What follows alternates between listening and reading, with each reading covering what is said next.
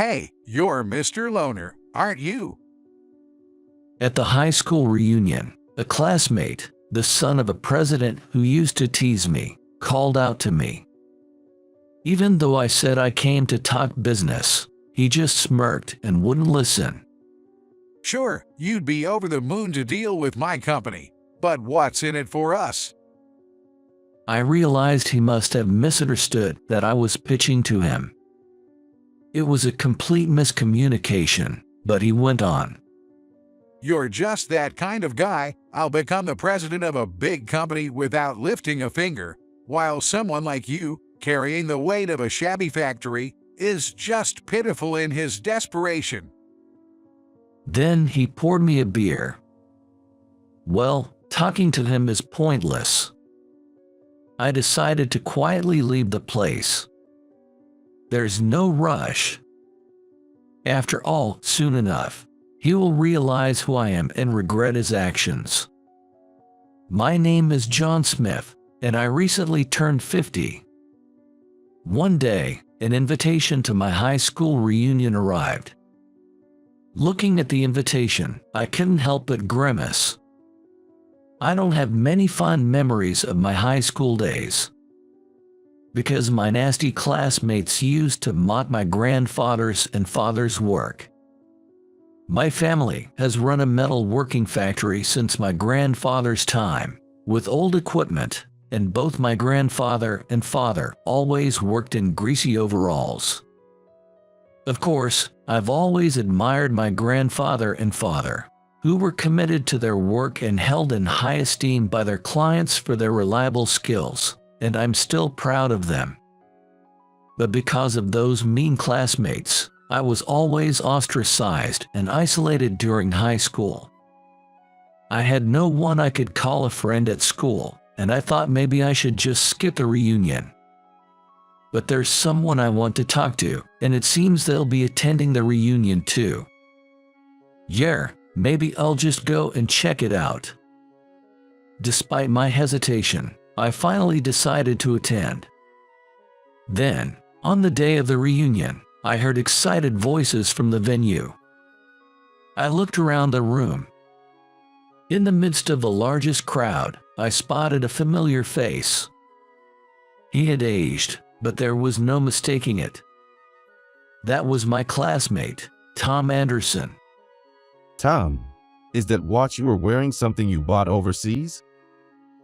One of the classmates asked, glancing at the watch on Tom's right wrist. There was a flashy, luxurious watch, ostentatiously displayed. Yeah, that's right. Well, it was cheaper than buying it in the States. I think it was about $15,000. But this model isn't available in the States. I got it through a special client's quoter. Well, that's impressive. Well, it's nothing special, but the view at night from the top-tier local hotel was extraordinary. It was a wonderful experience. Such an experience is something you probably can't get if you live in the States. It seemed he was telling everyone about his extravagant trip abroad. He tried to act nonchalant, but the smugness was clearly visible on his lean face, as if he couldn't wait to boast about it. Incidentally, being on the shorter side, wearing a watch with heavy and ornate decorations honestly made his stature appear even more meager. The people around him probably noticed this too. However, the classmates flocking around him kept praising him, saying things like "You're the best," and "We are just in a different league, aren't we?" without a hint of sincerity. I can tell it's a totally heartless flattery. But Tom, with a pleased expression, responded, "You guys always flatter me too much," seemingly enjoying the adulation. I sighed as I saw the ridiculous exchange. That's right, they were like this even back in high school. Tom was the son of the president of a large sporting goods company. He was always surrounded by followers and acted like a king. And indeed, he was the very person who mocked me and my family's factory back in high school. He would say things like, "Stay away from him, or you'll get dirty," and I was constantly teased. Since no one could resist Tom, the president of a big company, I spent my high school days alone without any friends. Decades have passed, and while their appearances have aged, it seems their behavior and mentality have not changed at all. I was just looking at them from the side, feeling nothing but disdain. Then, at a break in the conversation, Tom suddenly looked my way. Recognizing who I was, he smirked self-deprecatingly. Like a predator finding its prey, Tom slowly approached me. The grin that lifted the corners of his mouth was the same one I remembered from the past. Well, if it isn't Lonely John, I'm surprised you showed up at the reunion, being such a loner. Got a strong mind, huh? He intentionally said such things in a loud voice that echoed around us. Tom, giving me a thoroughly condescending look, snorted as if mocking me. Don't try to show off to everyone by wearing such an exaggerated outfit. That's a fancy foreign brand suit. It must be a rental, but sadly, it doesn't suit you. While saying this, Tom exaggeratedly shrugged his shoulders and sneered, prompting a ripple of smirks among the crowd. By the way, you must have taken over that grubby little factory. Oh, I remember. Your grandpa and dad always worked hard in their dirty clothes, sweating away. Even their faces were covered in grime. Yet they'd casually talk to me, which was annoying. Tom exaggerated his gestures for emphasis. I was irritated by his malicious tone of voice. But considering the crowd and the situation, I refrained from arguing and instead took a deep breath and spoke calmly. Actually, I came here today to talk business with you. Can you spare some time? Indeed, my purpose in attending this reunion was to talk with him. However, upon hearing my proposal, Tom burst out laughing again. What's that supposed to mean? Are you serious? What the hell does such a rundown factory have to talk about with my big company? Tom laughed loudly, clutching his stomach. People around him frowned at his loudness. But unfazed, he continued to ridicule, still laughing. Come on, don't you think you're barking up the wrong tree? Ha ha, sure, you'd be thrilled to deal with a company like ours. But what's in it for us? His words made me realize. Tom seemed to have misunderstood that I was making a sales pitch. It was a total mismatch, we thought, but wondered how much I could say in such a public setting. However, Tom, taking my silence as a convenience for himself, looked down on me with a smirk and spat out. Hey, it struck a nerve, and now you're silent. Well, that's just your level. I'm going to be the president of a big company without doing anything, while someone like you, burdened with that rundown factory, is just pitifully desperate. With that declaration, Tom burst into laughter once again. But seeing him like that, I finally understood. He hasn't been told anything about the major decisions of the company. Tom called me pitiful, but from my point of view, he was far more to be pitied.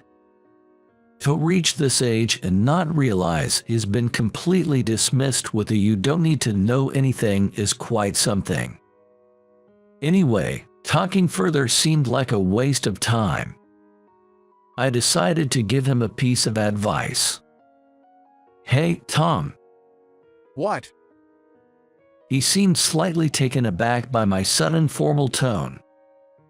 He acts like a king, but he's probably just a coward at heart.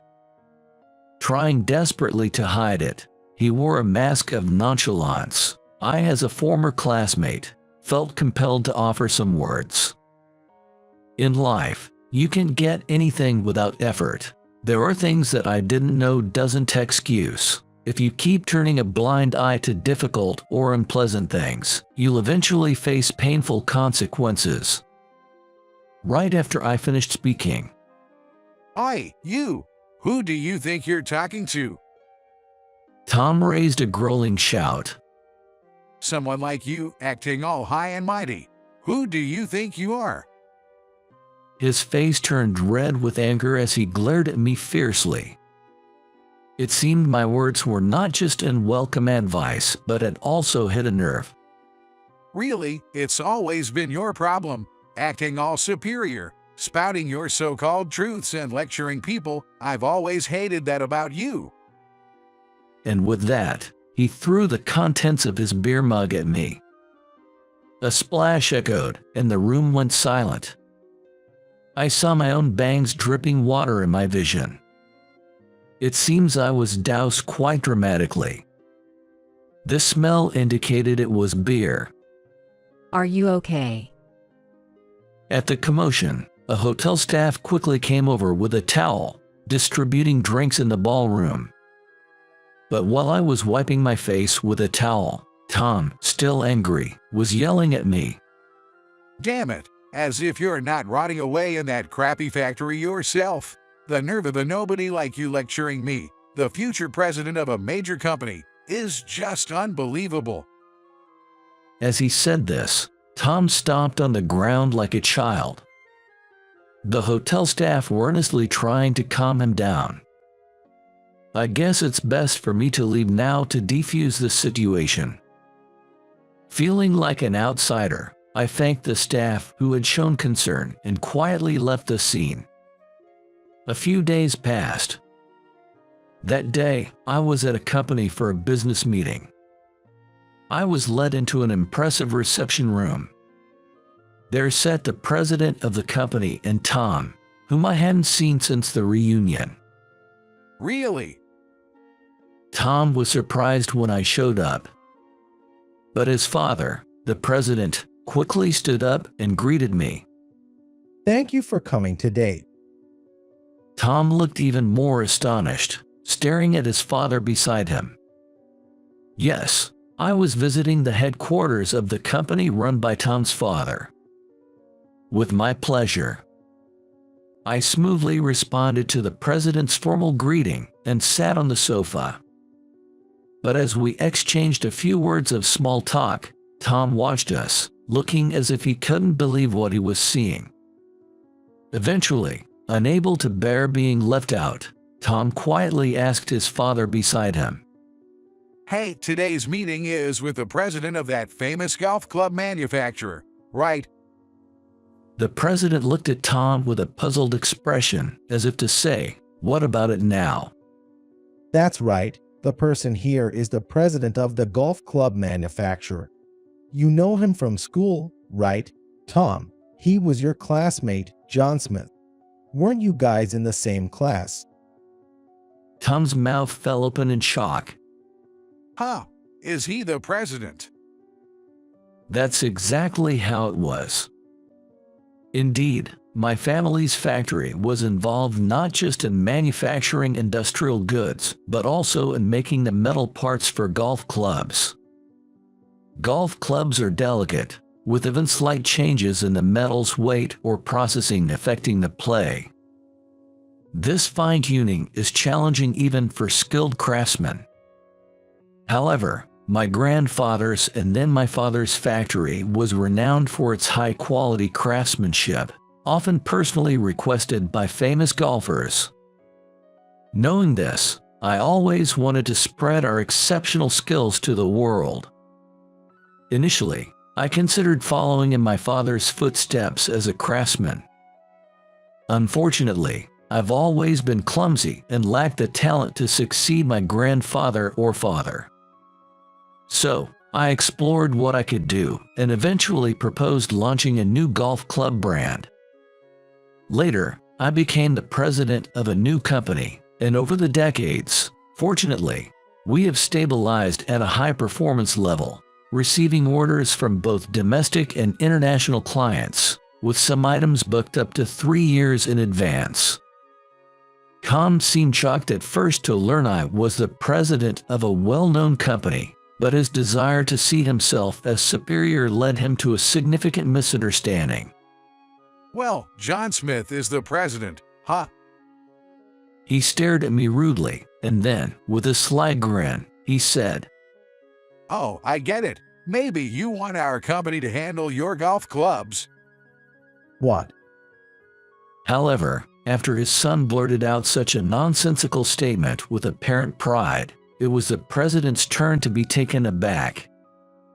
The president stared at his son for a moment, trying to understand the meaning of the words he had just spoken. Then, with almost a push, he grabbed his son by the collar and made him apologize to me. I knew you were foolish, but not to this extent. What an impudent way to talk. Who do you think you're speaking to? Apologize right now. Ow, ow, that hurts. Tom squirmed as if protesting his father's harshness. What the heck? Isn't he here asking us for something? Dad, you too. Why are you so humble to such an insignificant person? After all, this is John Smith, right? At that moment, the president turned deathly pale. Then, more to himself than to his puzzled son, he began to mutter under his breath, as if speaking to himself. Listen, you may not know this, but this man is going to be the future president of our company. What? At those words dropped quietly in the luxurious reception room, Tom blinked rapidly, taken aback. No way. He's going to be the president of this company.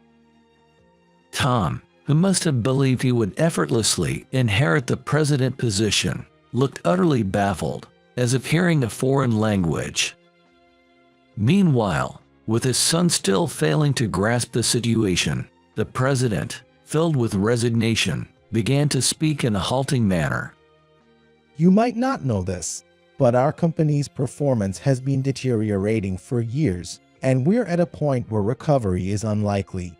However, John saved us from near bankruptcy. His company is acquiring ours.